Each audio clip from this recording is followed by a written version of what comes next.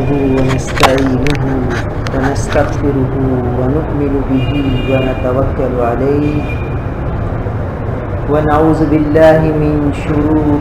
أنفسنا ومن سيئات أعمالنا من يهده الله فلا مضل له ومن يضلله فلا هادي له ونشهد أن لا إله إلا الله وحده لا شريك له ونشهد أن سيدنا ومولانا محمدا عبده ورسوله اللهم صل على سيدنا ومولانا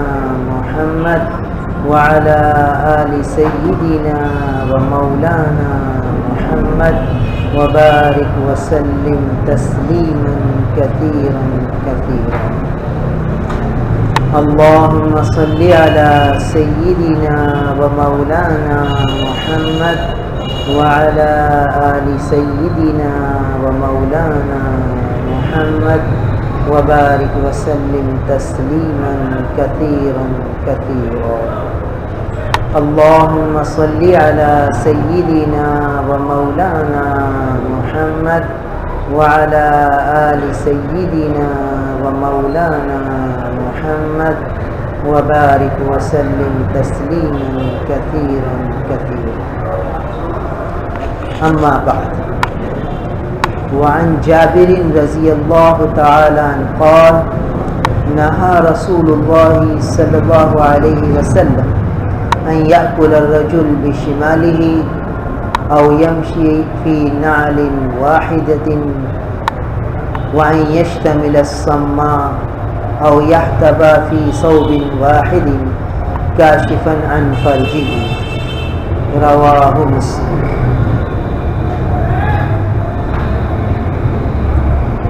عن سمرة رضي الله تعالى عنه أن النبي صلى الله عليه وسلم قال البسوا الثياب البيض فإنها أطهر وأطيب وكفنوا فيها موتاكم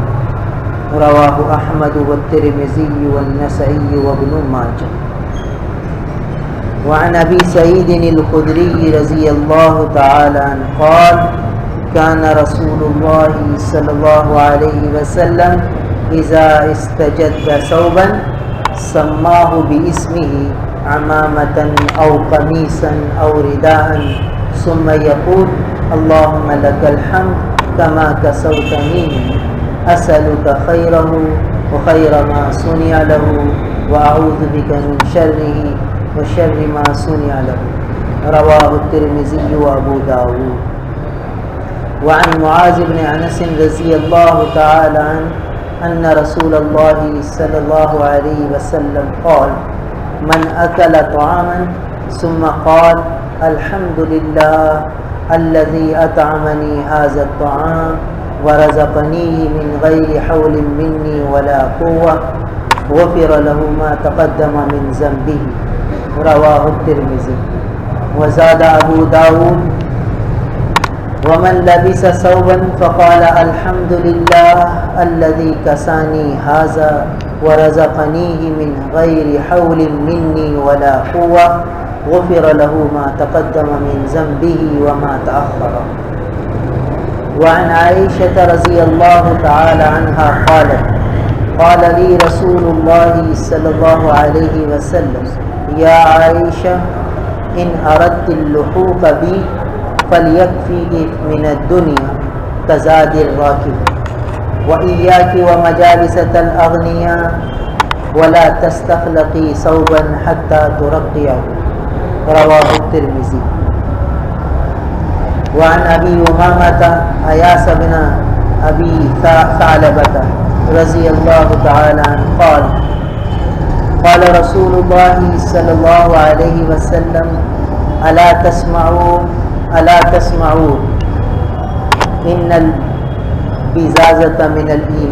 إن البزازة من الإيمان رواه أبو داود وعن ابن عمر رضي الله تعالى عنهما قال قال رسول الله صلى الله عليه وسلم من لبس ثوب شهرة في الدنيا البسہ اللہ ثوب مذلۃ یوم القیامہ، او کما قال علیہ الصلوۃ والسلام۔ میرے محترم بزرگ اور عزیز بھائی، ہمارے آقا نبی کریم صلی اللہ علیہ وسلم نے آداب سکھائے زندگی گزارنے، انہی آداب سے متعلق یہ چند احادیث مبارکہ ہیں۔ حضرت جابر رضی اللہ تعالیٰ عنہ سے روایت ہے، فرماتے ہیں کہ رسول اللہ صلی اللہ علیہ وسلم نے اس بات سے منع فرمایا کہ آدمی الٹے ہاتھ سے کھائے۔ الٹے ہاتھ سے کھانے کو اللہ کے محبوب نے منع کیا۔ حضور اکرم صلی اللہ علیہ وسلم کی عادت مبارکہ تھی کہ ہمیشہ اچھا کام سیدھے ہاتھ سے کیا، کھانا پینا لینا دینا یہ سب سیدھے ہاتھ سے، استنجا الٹے ہاتھ سے۔ تو لہٰذا یہ تعلیم فرمائی کہ سیدھے ہاتھ سے کھانا چاہیے، چاہے روٹی ہو، چاہے اور چیزیں ہوں، چاہے آئس کریم ہو، چائے پینے کی چیزیں ہوں۔ آج ایک فیشن بنتا جا رہا ہے کہ الٹے ہاتھ سے بوتل پیتے ہیں، سیدھے ہاتھ میں آئس کریم کا کپ پکڑ لیا، الٹے ہاتھ سے چمچ سے نکال کر کھا رہے ہیں۔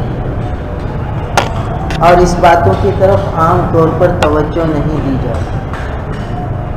مسلمان وہ ہوتا ہے جو نبی کی تعلیمات کے مطابق اپنی زندگی گزارتا ہے، تو حضور نے الٹے ہاتھ سے کھانے سے منع فرمایا۔ اب کوئی آدمی بلا ضرورت شدیدہ الٹے ہاتھ سے کھائے گا تو یہ مناسب ہے، آداب کے خلاف۔ پھر دوسرا ادب تعلیم فرمایا، او یمشی فی نعل واحدۃ، ایک جوتی پہن کے چلنا، اس سے بھی منع فرمایا۔ یا تو دونوں جوتیاں پہن لے، دونوں چپل پہن لے دونوں پاؤں میں، یا پھر ننگے پاؤں چلے۔ ایک پاؤں میں جوتی پہنے ایک میں نہ پہنے، ایسا نہیں، یہ نبی کی تعلیم ہے، اس میں ہمارے لیے خیر ہے، چاہے ہماری عقل میں آئے چاہے نہ آئے۔ بہت سی باتیں نبی کی ہماری عقل میں نہیں آئیں، مگر وہ نبوی تعلیمات ہیں، اس پر عمل کرنا ضروری ہے۔ لہٰذا کبھی کسی آدمی کی کوئی چپل وغیرہ ٹوٹ جائے تو ایسا نہ ہو کہ ایک جوتی اتار دی اور ایک جوتی پہن، یا تو دونوں اتار دے اور پھر برہنہ پاؤں چل لے۔ تو دوسرا ادب یہ تعلیم فرمایا کہ چلے ایک پاؤں میں جوتی پہن کے نہ چلے۔ اور تیسرا ادب یہ فرمایا کہ اتنی کوئی چادر اس طرح نہ اوڑھے کہ ہاتھ اندر بند ہو جائے۔ بعض اوقات سردی کے زمانے میں آدمی شال اس طرح لپیٹ لیتا ہے کہ ہاتھ اندر ہو جاتا ہے، اس سے بھی حضور نے منع فرمایا، اس لیے کہ ہاتھ کھلے ہونے سے آدمی بوقت ضرورت اپنا دفاع کر لیتا ہے۔ اگر ہاتھ بالکل اندر بند ہو گئے تو پھر بوقت ضرورت وہ اپنا دفاع کیسے کرے گا؟ آپ نے دیکھا جیسے ہی کوئی گاڑی آتی ہے، آدمی اپنے خیال میں جا رہا ہوتا ہے تو اچانک ہاتھ آگے کرتا ہے۔ یہ اس کا دفاعی نظام ہے جو اللہ نے رکھا ہے۔ گرنے لگتا ہے تو ہاتھ بے ساختہ آگے جاتا ہے۔ تو یہ ایک دفاعی نظام ہے جو اللہ نے انسان کے اندر رکھا ہے کہ ہاتھوں سے وہ اپنا دفاع کرتا ہے۔ لہٰذا اگر وہ شال وغیرہ میں اندر ہی لپیٹ لے گا سارے ہاتھ کے، وہ باہر ہی نہ نکل سکے تو اس کو نقصان ہونے کا اندیشہ ہے۔ تو یہ ہمارے آقا کی شفقت ہے کہ ایسے شفقت بھرے آداب سکھائیں تاکہ امت کو تکلیف نہ ہو کسی بھی معاملے میں۔ تو چادر لپیٹنی ہے تو آدمی اس طرح لپیٹے کہ ہاتھ باہر رہیں، یا ہاتھ بوقت ضرورت پورا اپنا دفاع کر سکیں، بالکل اندر بند نہ ہو جائے۔ اور چوتھا ادب یہ فرمایا جس کا تعلق ستر پوشی سے ہے، اور چونکہ یہ باب لباس کے بیان میں ہی ہے تو اصل یہی بات جو ہے لانی تھی، اس لیے یہ حدیث پوری یہاں ذکر فرمائی کہ آدمی ایک کپڑا پہنا ہوا ہو، جیسے تیبن باندھا ہوا ہے، تو اس طرح گوٹ مار کر نہ بیٹھے، اکڑوں نہ بیٹھے کہ اس کی سطر کھل جائے۔ پہلے زمانے میں عام طور پر تیبند باندھنے کا رواج تھا، تو اگر آدمی تیبند باندھے اور اس طرح بیٹھے اکڑوں کہ اس کا نیچے سے سطر ظاہر ہونے لگے، تو حضور نے فرمایا نہیں، ایسا نہ کرو۔ تو ہر وہ ہیئت اور ہر وہ کپڑا جس سے سطر ظاہر ہونے کا اندیشہ ہو، کسی کے سامنے سطر کھلنے کا اندیشہ ہو، تو اس کو پہننے سے منع ہے، یا اس کیفیت اور اس حالت کو اختیار کرنے سے منع ہے۔ تو فرمایا کہ آدمی اس طرح نہ بیٹھے کہ ایک ہی کپڑا پہنا ہوا ہو اور اس کے بیٹھنے سے اس کی سطر کھل جائے، کاشفاً عن فرجہ، اس کی سطر سے کپڑا کھل جائے، ہٹ جائے، تو ایسی کیفیت سے بیٹھنے کو بھی منع فرمایا۔ اب یہ دیکھیے، نبی ایک ایک بات کی تعلیم کرتا ہے، ایک ایک چیز امت کو سکھا رہے کہ یہ کرنا ہے، اس طرح کرنا ہے، اس طرح کرنا ہے۔ اور اللہ معاف فرمائے، آج ہمیں ہمارے آقا کی تعلیمات اور آداب سیکھنے کا وقت ہی نہیں۔ ہمیں موبائل سیکھنے کا وقت ہے، موبائل کے نئے نئے فنکشن سیکھنے کا وقت ہے، نئے نئے موبائل استعمال کرنے کا وقت ہے، مگر جو احادیث مبارکہ جن کا تعلق عمل سے ہے، ادب والی زندگی سے ہے، اس کو سیکھنے کا نہ وقت ہے، نہ اس پر عمل کرنے کا موقع ہے،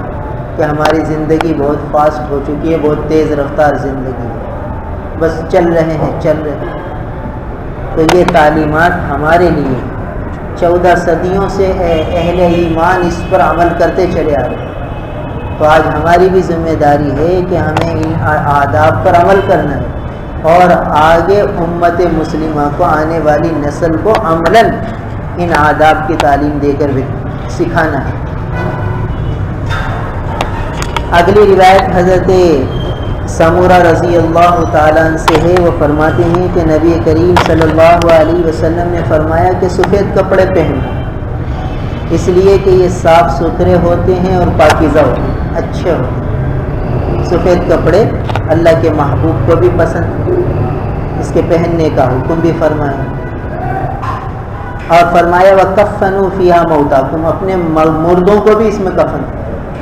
اس لیے عام طور پر سفید کفن ہی دیا جاتا ہے۔ باقی یہ کوئی واجب اور لازم نہیں ہے کہ سفید کپڑے ہی میں کفن دیا جائے، کسی اور کپڑے میں وہی موجود ہو بوقت موت تو اسی میں دیا جا سکتا ہے۔ سفید کپڑا اگر دستیاب نہیں ہے تو پھر کوئی سے بھی کپڑے میں دے دو، تو کسی اور رنگ کے کپڑے میں بھی کفن دینا جائز ہے۔ یہاں آداب سکھائے جا رہے ہیں کہ افضل اور بہتر یہ ہے کہ سفید کپڑے میں دیا جائے۔ ہمارے یہاں افراط اور تفریط بہت ہے، یا تو سرے ہی سے آداب پر عمل نہیں ہوتا، یا کسی ادب پر اتنا عمل ہوتا ہے کہ اس کو واجب اور لازم اور ضروری کے درجے میں لے آتا ہے۔ لہٰذا آج سفید کپڑوں میں کفن دینا اتنا لازم ہو گیا کہ اگر کسی کو غیر سفید کپڑے میں، سفید کے علاوہ کسی کپڑے میں کفن دے کر دیکھ لو، ایسی چموگیاں شروع ہو جائیں گی کہ یہ دیکھو کیسے رنگ کے کپڑے میں کفن دے دیں۔ ایسا کوئی ہوتا ہے؟ ہم نے تو آج تک کبھی نہیں دیکھا کہ ایسے کپڑوں میں دیا ہو کفن، تو انہوں نے بہت غلطی کر دی، غلط کام کر دیا۔ یعنی شریعت کا جو عمل جس درجے میں ہے ہمیں اس کو اسی درجے میں رکھنا ہے، نہ اس کے درجے کو گھٹانا ہے نہ بڑھانا۔ ادب سمجھ کر، ایسا نہیں کہ اس کو اہمیت ہی نہ دے اور اس پر عمل ہی نہ کرے کہ ادب تو ہے، سنت تو ہے۔ تو ایک ذوق یہ ہے کہ سنت سمجھ کر عمل کو چھوڑ دیں، اور ایک ذوق یہ ہے کہ ادب کو اتنا لازم سمجھتے ہیں کہ بھئی وہ فرض اور واجب کے درجے میں، کہ اگر اس پر کوئی عمل نہ کرے تو اس پر نکیر شروع ہو جاتی ہے۔ فقہائے کرام نے مسئلہ لکھا ہے کہ نکیر صرف اس پر ہوگی جو سنت موقدہ کو ترک کرے بلا عذر، یا واجب کو ترک کرے یا فرض کو ترک کرے۔ تارک فرض پر تو نکیر کی جائے گی کہ برا کام کر رہا ہے، غلط کر رہا ہے۔ تارک واجب پر تو نکیر کی جائے گی کہ برا کام کر رہا ہے، اس پہ ایسا نہیں کرنا چاہیے۔ تارک سنت موقدہ پر تو نکیر کی جائے گی کہ دیکھو یہ ظہر کی پہلی 4 سنتیں پڑھتا ہی نہیں، اس کو ایسا نہیں کرنا چاہیے، پڑھنی چاہیے۔ مگر کوئی نفل نہیں پڑھتا اس کو نکیر نہیں کر سکتا کہ دیکھو یہ برا کام کر رہا ہے، نہیں، عمل کرے گا اچھی بات ہے، نفل پڑھے گا اچھی بات ہے، نہیں پڑھے گا گناہ کوئی نہیں۔ تو اب نکیر کرنے والا گناہ گار ہو، تو کوئی ادب پر عمل کرے بہت اچھی بات ہے، کوئی ادب پر عمل نہ کرے تو اس پر نکیر نہیں کی جا سکتی کہ دیکھو اتنا بڑا آدمی ہے، اتنا بڑا بزرگ ہے اور کھڑے ہو کر پانی پی رہے۔ کھڑے ہو کر پانی پینا گنجائش ہے، بیٹھ کر پینا ادب ہے۔ تو اب اگر کوئی کھڑے ہو کر پی لیتا ہے تو اس کو نکیر نہیں کریں گے، اس کو برا نہیں سمجھیں گے، مگر خود نہیں پئیں گے کھڑے ہو، خود تو بیٹھ کر ہی پئیں گے۔ اپنے لیے ادب ہے کہ ہمیں ہمیشہ ادب پر عمل کریں اور دوسرے کے لیے نکیر نہ کریں، دوسروں پر تنقید نہ کریں، یہ بھی ہمارا دین تعلیم دیتا ہے۔ آج ہمارے معاشرے میں جو فساد اور بگاڑ ہے اس کی ایک وجہ یہ بھی ہے کہ ہم نکیر کرتے ہیں بے ضرورت، یعنی ایک آدمی کھڑے ہو کر پانی پی لے اس کو تو برا سمجھتے، ایک آدمی داڑھی کٹا دے اسے برا نہیں سمجھتے، اس کے اس فعل کو برا نہیں سمجھتے داڑھی کٹانے، اور کھڑے ہو کر پانی پینے کے فعل کو برا سمجھتے۔ یعنی کوئی دیندار آدمی شریعت کا پابند ہو، کھڑے ہو کر پانی پی لے تو اس کو ہم نکیر کا نشانہ بناتے ہیں، اس کو ہم تنقید کا نشانہ بناتے ہیں، دیکھو اتنا بڑا بزرگ، اتنا بڑا عالم کھڑے ہو کر پانی پی لے۔ اس طرح اگر ہم نے نکیر کی ہم گناہ گار ہو گئے، اس لیے کہ ہمیں نکیر کا حق حاصل نہیں تھا، اس کے باوجود ہم نے اس کو برا کہا۔ اور ایک آدمی داڑھی کٹا رہا ہے، وہ ایک اتنا رواج میں آ گیا کہ اس کو برا ہی نہیں سمجھے گا، تو اس کو کوئی نکیر نہیں کرے گا، اس کے اس فعل اس کو برا بھی سمجھا نہیں جائے گا۔ تو افراط اور تفریط جس ہمارے معاشرے میں آنے لگی، اس وجہ سے بگاڑ اور فساد کی شکلیں بڑھتی جاتی ہیں اور معاشرے میں خیر، بھلائی، محبت، الفت، اس کے جذبے ختم ہونے لگے، آپس میں تنفر، آپس میں دلوں کا بگاڑ، آپس میں نفرت، یہ چیزیں بڑھنے لگی۔ اس کی ایک وجہ یہ ہے کہ غیر ضروری چیزوں کو ضروری سمجھا، ضروری چیزوں کو غیر اہم سمجھا، افراط اور تفریط میں پڑے، جس پر نکیر نہیں کرنی تھی اس پر نکیر کی، جس پر نکیر کرنی تھی اس پر سکوت کیے، تو اس وجہ سے بگاڑ اور فساد آیا۔ یہ وہ اہم معاشرتی احکام ہیں جس کی طرف توجہ نہیں، آپس کے رہن سہن میں بڑے بھائی کو چھوٹے بھائی پہ اعتراض، چھوٹے بھائی کو بڑے بھائی پر اعتراض، اور اعتراض کی بنیاد وہی کہ بھئی اس نے ادب پر عمل نہیں کیا تو اعتراض، جس سے پھر تنفر اور نفرت اور لڑائی اور جھگڑے کی فضائیں بنتی۔ تو بہرحال یہ فرمایا کہ تم اپنے مردوں کو سفید کپڑوں میں کفن دو، یہ بھی ادب میں سے ہے، مگر بات یہی کہ ہر چیز کو اس کے درجے میں رکھنا یہ شریعت میں مطلوب ہے۔ یہ حدیث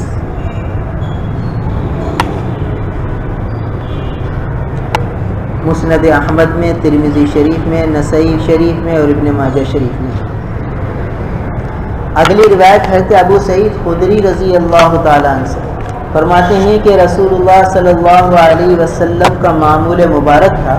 کہ جب آپ کوئی نیا کپڑا پاتے تو پہلے اس کا نام رکھتے کہ بھئی یہ امامہ ہے، یہ قمیص ہے، یہ چادر ہے، اس کا پہلے نام متعین کرتے کہ کیا چیز ہے۔ پھر جب اس کو استعمال فرماتے تو فرماتے اللہم لک الحمد، دعا پڑھتے، گویا نیا لباس پہننے کی دعا امت کو تعلیم فرمائی کہ یہ نیا لباس کی بھی اللہ کی ایک نعمت ہے جس سے تم ستر پوشی کر رہے ہو، تو لہٰذا اب یہ دعا پڑھو۔ حضور خود یہ دعا عملاً تعلیم فرما رہے، تو راوی حدیث فرما رہے ہیں کہ اللہ کے رسول پہلے متعین فرماتے کہ کپڑا کیا چیز ہے، پھر فرماتے اللہم لک الحمد کما کسوتنی، یا اللہ آپ کی تمام تعریفیں آپ کے لیے، جیسا کہ آپ نے مجھے یہ جوڑا، یہ کپڑا پہنایا، میں آپ سے اس کپڑے کی خیر مانگتا ہوں، وخیر ما سنیا لہو، اور جس مقصد کے لیے یہ بنایا گیا ہے اس کی بھی خیر چاہتا ہوں، کہ اب یہ کپڑا میرے لیے ذریعہ خیر ہو گیا، اور اس کپڑے کو پہن کر میں خیر میں آگے بڑھوں، نیکیوں کو اختیار کروں، اور پناہ چاہتا ہوں اس کپڑے کے شر سے، اور شر ما سنیا لہو، جس مقصد کے لیے بنایا گیا اس کے شر سے۔ اب کپڑے کا شر کیا ہے؟ کپڑے کا شر یہ ہے، جس کا مفہوم ہے کہ کپڑا پہن کر بڑائی آ جائے، بڑائی آ جائے دل میں، تکبر آ جائے، دوسروں کو گھٹیا سمجھنا آ جائے۔ تو جب آدمی نئے کپڑے پہنتا ہے تو اس کو اپنا سراپا بہت اچھا لگنے لگتا ہے، اور وہ بار بار آئینہ بھی دیکھتا ہے اور اپنے آپ میں فرحت اور خوشی محسوس کرتا ہے۔ اب یہ دعا پڑھ لے تو اس کے تکبر والے جذبات انشاءاللہ ٹھنڈے ہو جائیں گے، اور اگر یہ دعا نہیں پڑھے گا تو پھر اس کے وہ جذبے بڑھیں گے۔ پھر کیا ہوگا کہ اگر کوئی بچہ کپڑے پر ہاتھ لگا دے گا اور اس کی استری خراب ہو جائے گی تو پھر اس کو یہ غصے میں بھڑک ہوگا کہ میرا کپڑا خراب کر دیا، اور بچے کی بھی پٹائی کرے گا۔ یعنی اتنا اس کے اندر بڑائی آ گئی کہ یہ تھوڑی سی خرابی کو برداشت نہیں کر سکتا، اور بچے کی پٹائی کرے۔ تو ہمارا دین خیر کی تعلیم، شر سے بچا۔ ایک قصہ پڑھا تھا ایک کتاب میں، ایک انگریز تو وہ نئی نویلی اپنی گاڑی لے کر آیا، 4 وہیل، اور اس نے گیریج میں کھڑی کی۔ اس کا 4 سال کا بچہ تھا، وہ وہاں باغ میں کھڑا ہوا تھا، تو وہ ایک پتھر لے کر گاڑی پر کچھ اسکریچ کرنے لگا۔ اس نے جو دیکھا تو غصے میں بھڑک اٹھا کہ نئی گاڑی 0 میٹر اور بچہ جو ہے اس گاڑی کی اسکریچ خراب کر رہا ہے۔ اس نے جاتے کے ساتھ ہی غصے میں اس کے ہاتھ سے پتھر کو لیا اور اس کے ہاتھ پر خوب جو ہے وہ ضربے لگے، اور ایک پانا وغیرہ اس کے ہاتھ میں آیا تو خوب اس کی انگلیوں پر مارا، یہاں تک کہ خوب فریکچر ہو گیا۔ تھوڑی دیر بعد غصہ ٹھنڈا ہوا تو یہ اسے ہاسپٹل لے کر گیا۔ ہاسپٹل لے کر گیا تو وہاں یہ ایکس رے وغیرہ کرنے کے بعد بات ظاہر ہوئی کہ بھائی اس کی انگلیاں کٹیں گی، اس لیے کہ اتنے زیادہ انفیکشن ہو گئے ہیں اور اتنے زیادہ اس پر ضربے لگی ہیں کہ اب یہ انگلیاں بچ نہیں سکتی، کٹ گئی۔ پھر جب بچے کو ہوش آیا تو بچے نے باپ سے پوچھا، باجی میری یہ ہاتھ کب صحیح ہوگا اور انگلیاں کب آئیں گی؟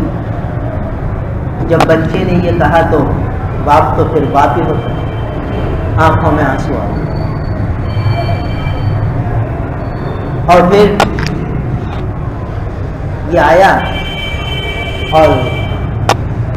اپنی کار نکالی جو نئی نویلی لایا اور اس کو زور زور سے مارنے لگا کہ اس کی خاطر اس کار کی چمک کی وجہ سے میرے بچے کی انگلیاں ہمیشہ کے لیے ختم ہو گئی۔ اچانک اس کی نگاہ اس اسکریچ پر پڑی جہاں بچہ جو ہے وہ کچھ کر رہا تھا۔ اس نے وہاں دیکھا تو اس پہ لکھا ہوا تھا آئی لو پاپا، میں اپنے ابو سے پیار کرتا ہوں۔ بس یہ جو جملہ پڑھا تو پاگل ہو گیا اور جاتے کے ساتھ ہی قریب دریا میں جا کے خودکشی کر دی۔ یہ شر ہے، کسی نئی چیز کا شر ہے۔ دیکھو کہاں تک انجام ہوتا ہے،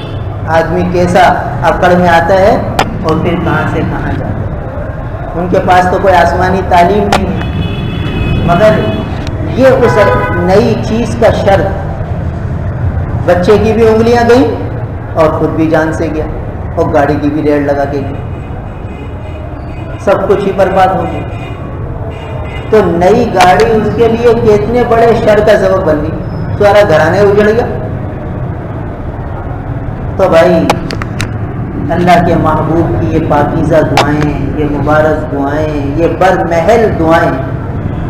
کہ بندہ ہر عمل میں اللہ کی طرف متوجہ ہو جائے۔ تو اب نیا کپڑا ہے، نیا کپڑا پہن کر ہر شخص سوچ لے، دیکھ لے کتنی اپنے اندر دل میں بڑائی سے محسوس ہوتی ہے۔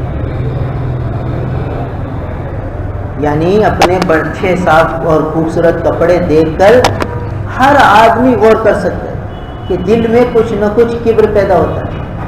دل میں بڑائی پیدا ہوتی ہے۔ اور اگر اس کے مقابلے میں دوسروں نے کچھ ادنا ہلکے کپڑے پہنے ہوئے ہوتے ہیں تو ان کی حقارت سامنے آتی ہے، بعض اوقات ان کو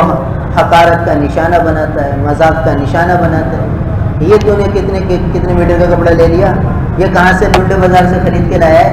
یعنی دوسروں پر ایسے طنزیہ جملے بولے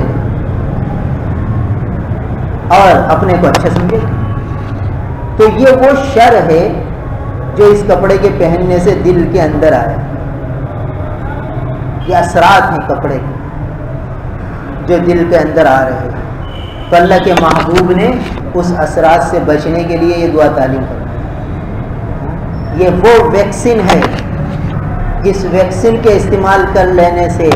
پھر اس کپڑے کے جراثیم سے حفاظت ہو جائے، ان جراثیم کے مقابلے کے لیے قوت مدافعت پیدا ہو جائے، پھر آدمی اپنا دفاع کر سکے گا ان برے جذبات سے۔ کیونکہ اسی کپڑے پہ، یہی کپڑے، اچھے کپڑے پہن کر خیر مانگ لی۔ اب کپڑے کی خیر کیا ہے کہ اچھے کپڑے پہن کر اس کے دل میں اچھائی کے خیالات آ رہے ہیں اور اللہ کی طرف متوجہ ہونے کے خیال آ رہے ہیں۔ اسی لیے بعض بزرگ فرماتے ہیں کہ جب گناہ گار بندہ توبہ کرنا چاہے تو خوب اچھی طرح نہا دھو لے اور صاف کپڑا پہنے، بہتر ہے کہ نیا ہو یا دھلا ہوا ہو، صاف ستھرا، اور خوشبو لگائے، اور پھر خوب توجہ سے 2 رکعت نفل پڑھے توبہ کی، اور پھر دعا کرے اور سچی توبہ کرے اور یوں عرض کر دے کہ یا اللہ ظاہری نجاستیں تو میں صاف کر چکا، جسم سے میل کچیل بھی سارا صاف ہو گیا، کپڑے کا میل کچیل بھی صاف ہو گیا، اور ظاہری نجاستیں تو میں صاف کر گیا، اب باطن کی نجاستیں میں کیسے صاف کروں، بس وہ آپ صاف فرما دیں۔ تو پھر خوب توجہ اور دھیان سے مانگے گا تو انشاءاللہ توبہ بھی قبول ہوگی اور گناہوں سے تنفر ہوگا، نیکیوں کی توفیق ملے گی۔ تو یہ اس کپڑے کی خیر ہے کہ اچھے کپڑے پہن کر پھر خیر کی طرف رغبت ہوتی ہے، خیر کی طرف میلان ہوتا ہے۔ اور نئے کپڑے کا شر کیا ہے کہ اس کو پہن کر پھر آدمی برائی کی طرف جاتا ہے، برے کاموں کی طرف جاتا ہے۔ تو حضور اکرم صلی اللہ علیہ وسلم جب نیا کپڑا پہنتے تو یہ دعا فرماتے، اللہم لک الحمد کما کسوتنی، یا اللہ تمام تعریفیں آپ کے لیے جیسے کہ آپ نے مجھے یہ کپڑا پہنایا، اسألک خیرہ و خیر ما صنع لہ، یا اللہ میں اس کپڑے کی خیر کا سوال کرتا ہوں اور جس غرض کے لیے بنایا گیا ہے اس کی خیر کا سوال کرتا ہوں، واعوذ بک من شرہ، اور اس کے شر سے پناہ چاہتا ہوں، وشر ما صنع لہ، اور جس مقصد کے لیے بنایا گیا اس کے شر سے پناہ چاہتا ہوں۔ یہ ترمذی شریف اور ابو داؤد شریف کی روایت ہے۔ حضرت معاذ بن انس رضی اللہ تعالیٰ عنہ سے روایت ہے کہ رسول اللہ صلی اللہ علیہ وسلم نے فرمایا کہ جو شخص کھانا کھائے پھر یہ دعا کرے، الحمدللہ الذی اطعمنی ھذا الطعام ورزقنیہ من غیر حول منی ولا قوة غفر له ما تقدم من ذنبہ، کہ جو شخص کھانا کھانے کے بعد یہ دعا کرے کہ یا اللہ تمام تعریفیں آپ کے لیے ہیں کہ آپ نے مجھے یہ کھانا کھلایا اور مجھے یہ نصیب فرمایا، میری طاقت و قوت کے بغیر میں اتنا اچھا کھانا حاصل کرنے پر کہاں قادر تھا، میری طاقت میں کہاں تھا، میرے بس میں کہاں تھا، یہ صرف آپ نے دیا۔ تو جو اس بات کا اقرار کر لیتا ہے کھانا کھانے کے بعد تو اللہ تعالیٰ اتنے خوش ہوتے ہیں، اتنے خوش ہوتے ہیں کہ کہ حضور فرماتے ہیں غفر له ما تقدم من ذنبه، اس کے سارے پچھلے گناہ معاف فرماتے ہیں۔ ایسی بخشش ہوتی ہے، ایسے اللہ خوش ہوتے ہیں، کھلاتے بھی ہیں، اور بندہ کھانے کے بعد اس کا اقرار کر لیتا ہے کہ اللہ صرف آپ ہی نے کھلایا ہے، میرے بس میں نہیں تھا کھانا، بس اس کا اقرار کر لینے پر اتنے خوش ہوتے ہیں کہ پچھلے تمام گناہ بخش دیتے۔ اور ابو داؤد شریف کی روایت میں مزید یہ بھی زیادتی ہے کہ جو کپڑا پہنے اور کپڑا پہن کر یوں عرض کرے الحمدللہ الذی کسانی ھذا ورزقنیہ من غیر حول منی ولا قوہ غفر له ما تقدم من ذنبہ وما تأخر، کہ جو کپڑا پہن کر یوں کہے تمام تعریفیں اس اللہ کے لیے ہیں جس نے مجھے یہ کپڑا پہنایا اور مجھے یہ کپڑا نصیب فرمایا من غیر حول منی ولا قوہ، کہ میری طاقت نہیں تھی، میرے بس میں نہیں تھا کہ میں یہ کپڑا حاصل کرتا، یہ محض اللہ نے اپنے فضل سے مجھے دیا ہے۔ تو اللہ تعالیٰ اتنے خوش ہوتے ہیں کہ اس کے تمام اگلے پچھلے سب گناہ بخش لیتے ہیں۔ غفر له ما تقدم من ذنبہ وما تأخر، جو پچھلے گناہ ہوئے وہ بھی، جو بعد میں ہوں گے وہ بھی بخش دیتے ہیں، اتنے اللہ تعالیٰ اس سے راضی ہو جاتے ہیں۔ اب دیکھیے چند کلمات،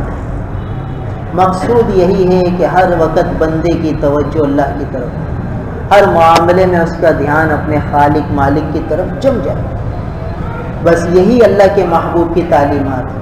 تو کپڑا پہن کر بھی اللہ کی طرف متوجہ ہونا ہے، کھانا کھا کر بھی اللہ کی طرف متوجہ ہونا ہے، اللہ کے گھر میں آ کر بھی اللہ کی طرف متوجہ ہونا ہے، ہر وقت اللہ سے تعلق روز بروز بڑھانا ہے۔ اللہ تعالیٰ سے الحمدللہ رب العالمین والعاقبۃ للمتقین والصلاة والسلام علی رسولہ محمد وآلہ واصحابہ اجمعین۔ اللہم انا نسألک العفو والعافیہ فی الدین والدنیا والآخرہ، نستغفر اللہ ونتوب الیہ، نستغفر اللہ ونتوب الیہ۔ ربنا ظلمنا انفسنا وإن لم تغفر لنا وترحمنا لنكونن من الخاسرین۔ لا الہ الا انت سبحانک انی کنت من الظالمین۔ ربنا آتنا فی الدنیا حسنہ وفی الآخرۃ حسنہ وقنا عذاب النار۔ وصلی اللہ تعالی علی خیر خلقہ محمد وآلہ واصحابہ اجمعین، آمین برحمتہ۔